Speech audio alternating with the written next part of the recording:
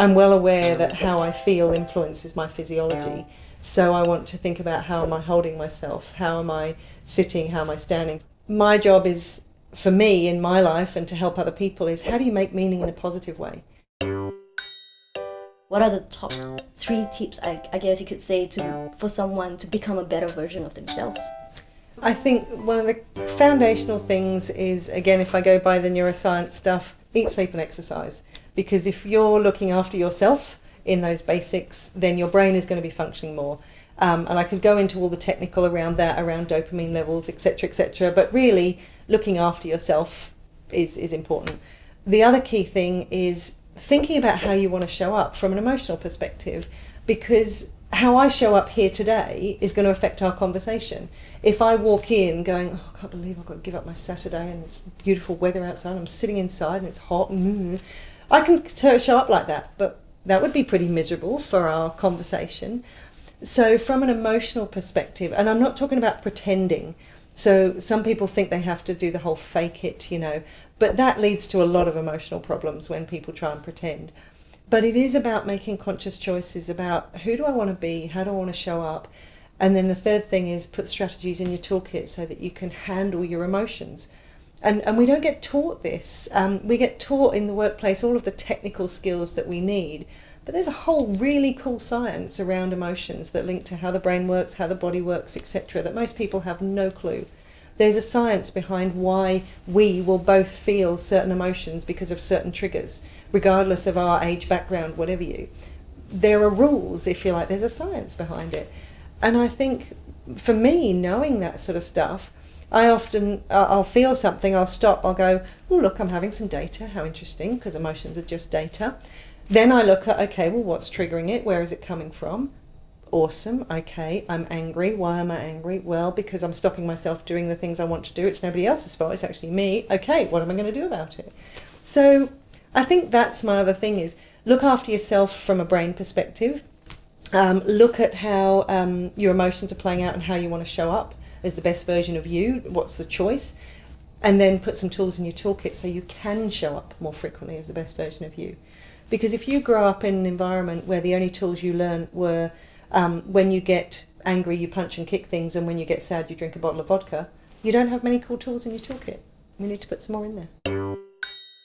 When people feel, I guess, angry, they go to an automatic response, like it's a fight or flight response.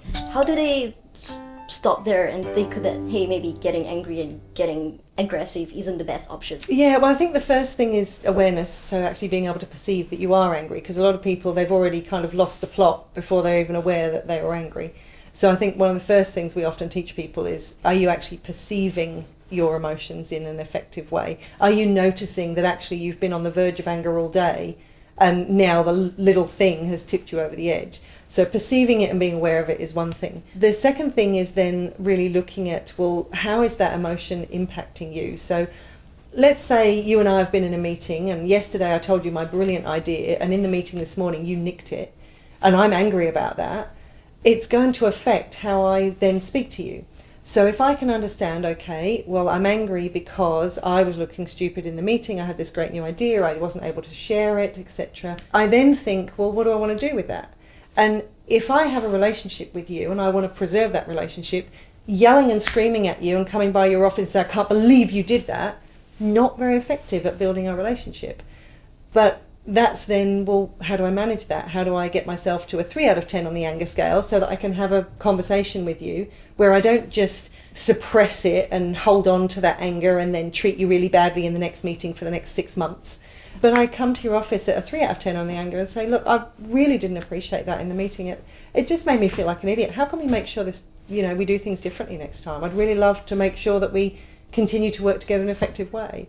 And I think that's the thing is, if we don't perceive it well in the first place, before I know it, I've ripped your head off for nicking my idea, and then afterwards go, probably wasn't very good. And then for the next year or so, you and I don't talk. So I think it has to start with perceiving, and then it has to then go, well, how is it impacting me and where's it coming from? And then more importantly, can I manage myself so that I can handle you? And it happens in relationships all the time.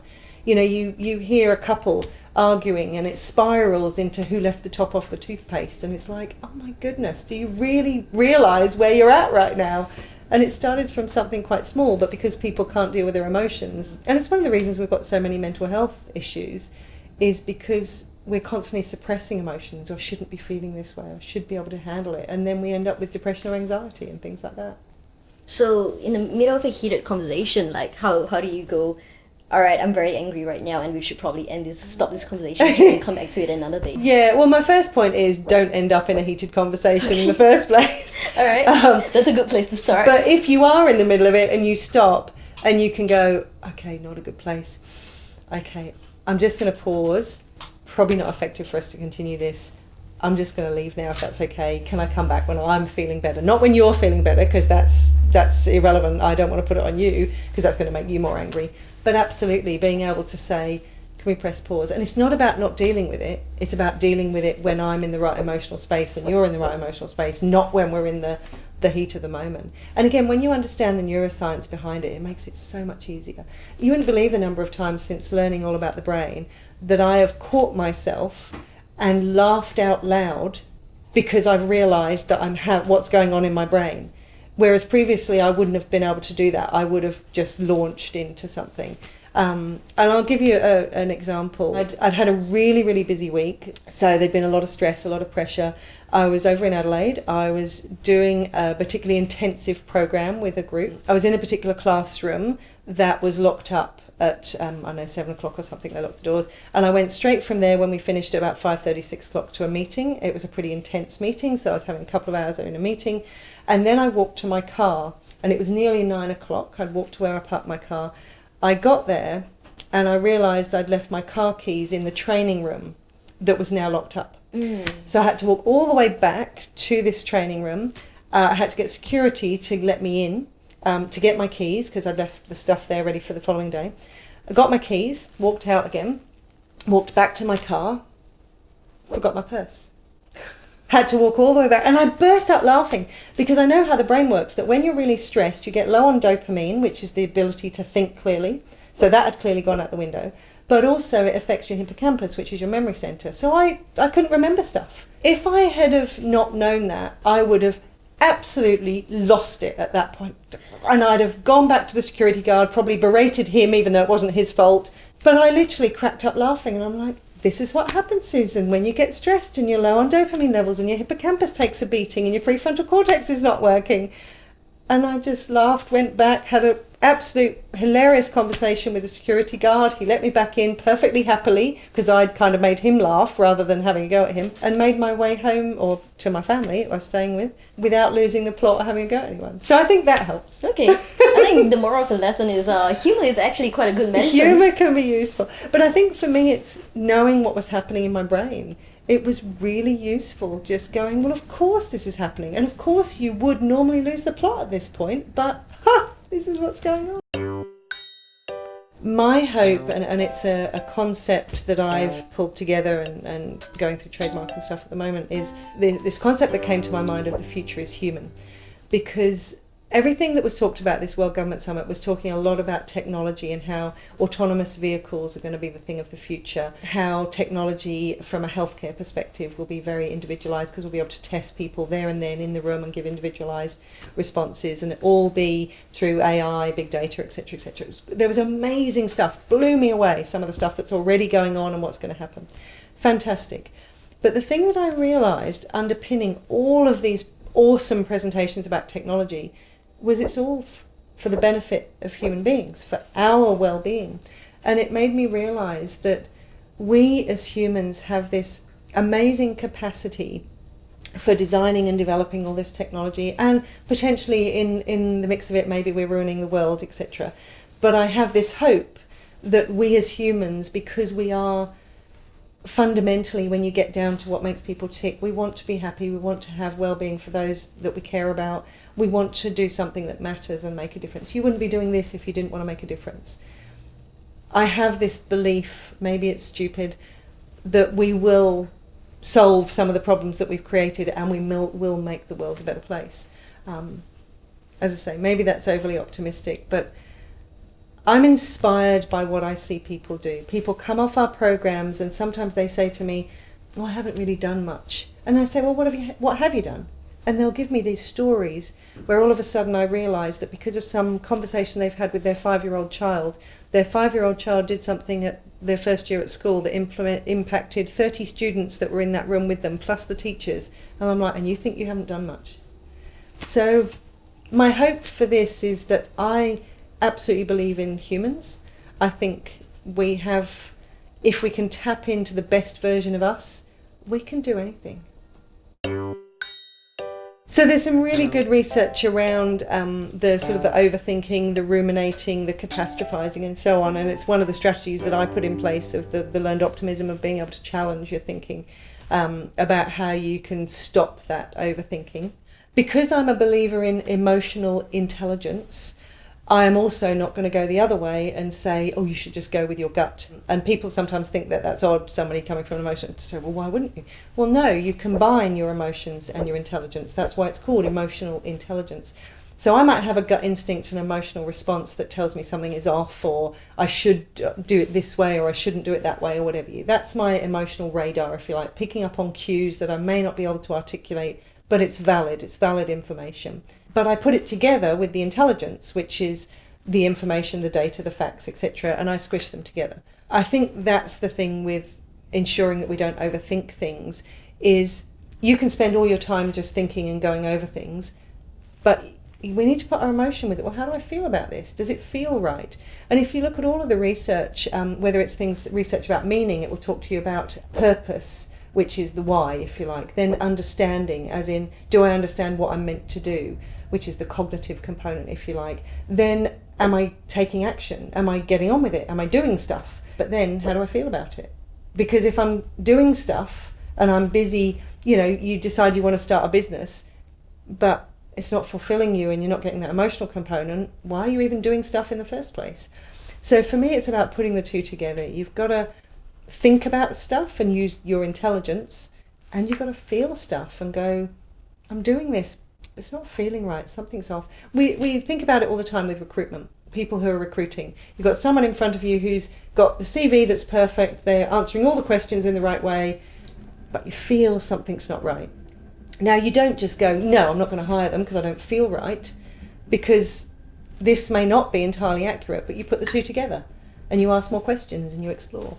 So I think for me it's about, you don't want to overthink, but you don't want to just run off with your emotions either. You put the two together. Gotta have a balance between the two. Yeah, it's integration, isn't it? We integrate how we feel all the time with what I want to eat for dinner. Maybe I want to eat the gorgonzola gnocchi for dinner every night, but thinking about it may not be good for my waistline. Yeah, so forgiveness is a strategy. We run a diploma of positive psychology and wellbeing, and the first thing we do on the first day is we let people know this is a smorgasbord. It's like a buffet restaurant. And we're going to lay out lots of different things on the buffet. And there'll be some things you like that I don't, and some things I like that you don't. And that's okay. We're going to test them all. We're going to use ourselves as a scientific experiment. We're going to test them. We're going to explore. But there are some you'll continue doing and some that I won't, or vice versa.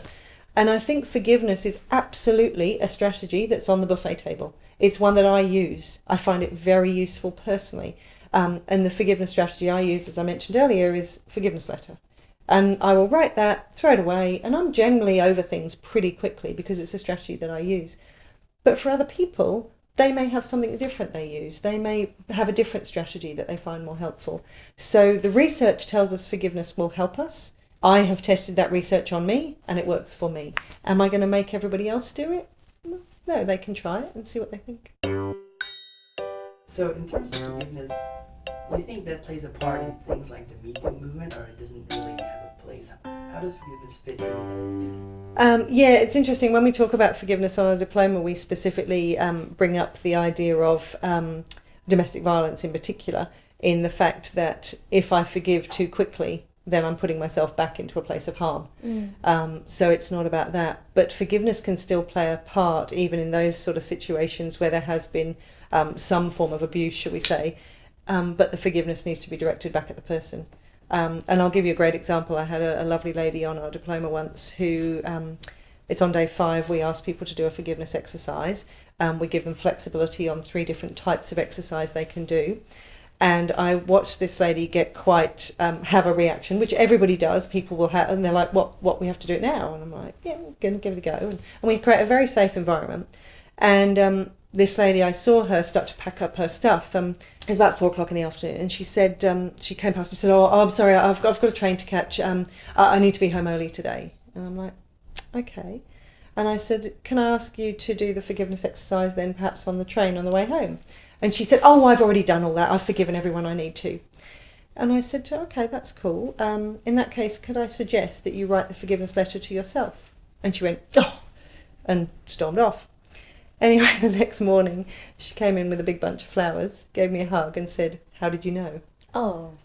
And I think that's the thing sometimes with forgiveness, is it's not always about forgiving other people. Sometimes we need to be nice to ourselves and stop beating ourselves up from what happened when we were 5, or the fact that we didn't do something when we feel we should have, or whatever you. So forgiveness also has to come back this way. So thanks for hanging with us on the Convo couch, and thank you to Sue for coming along. Yeah, absolutely welcome. Thank you. And don't forget to subscribe on the links below, and we'll see you next time. So if you're interested in our Diploma of Positive Psychology and Wellbeing, please come join us. 6 days of intensive learning, and then over 12 months you get to complete all the assessments in your own time. And for us, the diploma is a way of bringing positive psychology to life in all settings, no matter what your role is at home or work.